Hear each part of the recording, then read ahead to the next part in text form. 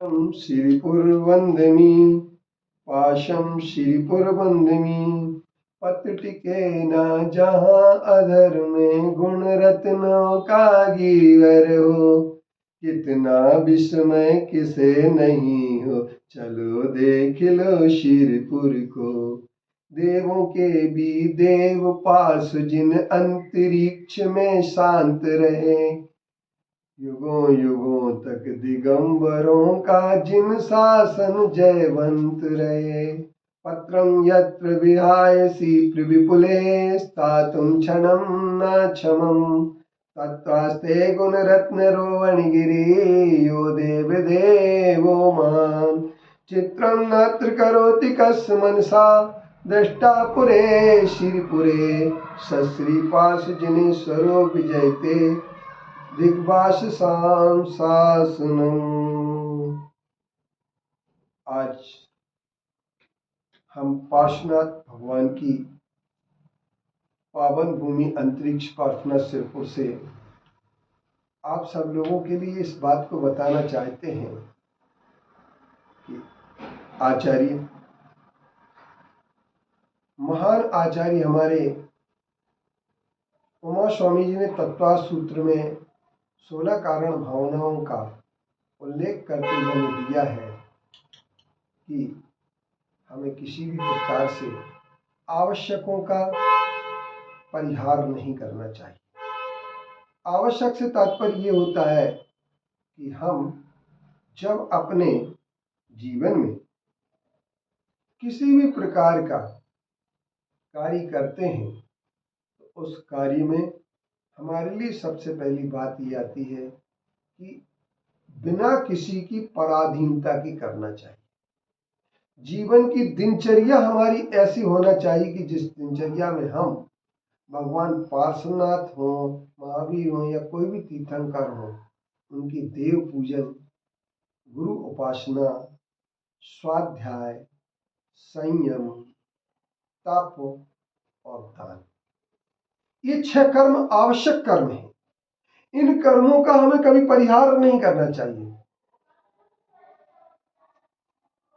इनका हमें निरंतर पालन करना चाहिए। जब हम इनका निरंतर पालन करेंगे, जब हम इनके निरंतर आवश्यकों से जुड़े रहेंगे, आवश्यक से लगे रहेंगे, तो आवश्यकों से लगे रहने के बाद हमारे अंदर एक सबसे बड़ी बात आएगी, आवश्यक परिहारण्य।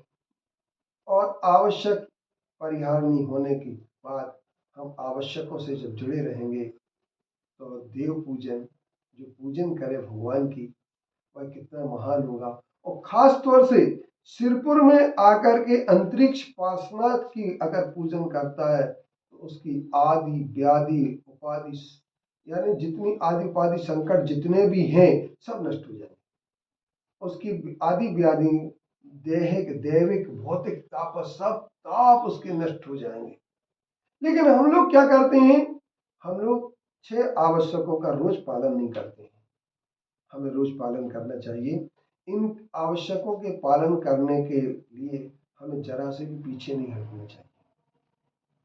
जैसे हमारे लिए घर में झाड़ू लगाना बहुत जरूरी होता है, तो हम झाड़ू लगाते हैं तो हमारी सफाई होती है। इसी तरीके से हमारे मन में अगर सफाई करना है तो भगवान की हमें पूजन करना होगा।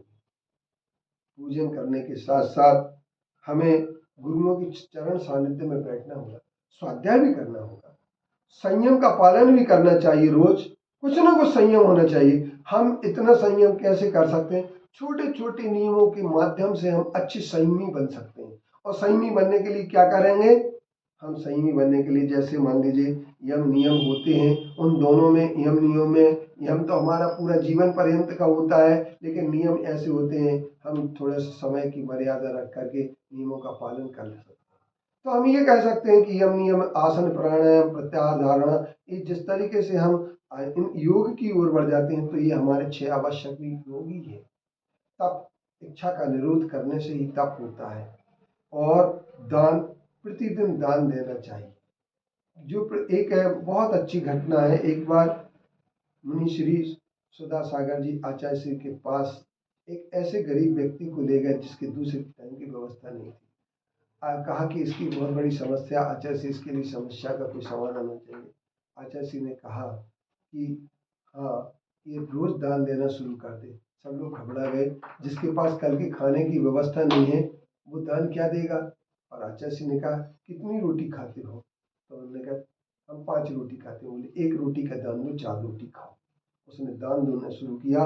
आज वह अरबपति जबलपुर का एक ऐसा व्यक्ति श्रेष्ठी है। तो हम ये कह सकते हैं कि हमारे लिए सबसे पहले नंबर यह बात करना चाहिए कि अपने दान में रुचि हो और दान में खुशी हो। और तीर्थ रक्षा के लिए जब हम दान देंगे तो हमारे तीर्थ रहेंगे तो मोक्ष मार्ग रहेगा। अगर तीर्थ नहीं रहेंगे तो हमारा मोक्ष मार्ग नहीं रहेगा। इसलिए आवश्यक जब हम करते हैं, हमारी उपस्थिति हम देंगे तो हम उपस्थिति ही हमारी तीर्थ रक्षा का आधार बनेंगे। तो हम ये कह सकते हैं कि हर आवश्यक जो श्रावक का आवश्यक है, जिसमें परवश से होकर के नहीं, स्वाधीनता पूर्वक जो किया जाता है, वह आवश्यक ही हमारे लिए मोक्ष का मार्ग प्रशस्त करता है। और ऐसा मोक्ष मार्ग हमारे लिए सर्वोत्कृष्ट होता है। और नग्गो ही मोक्ष मग्गो, आचार्य कुंद देव ने कहा नग्नता ही मोक्ष मार्ग है। बिना परिग्रह को दूर किए मोक्ष मार्ग प्राप्त नहीं हो सकता है। जिनके पास जितने लोभ लालच और पाप होते हैं, उन पापों को धोने के लिए ही हमारे लिए आवश्यक की जरूरत होती है। अतः हम ये कह सकते हैं कि पाप धोने के लिए आओ हम 6 आवश्यकों से जुड़ें और पाप करने से दूर हटें। आत्मा के कल्याण की बात सुनिश्चित।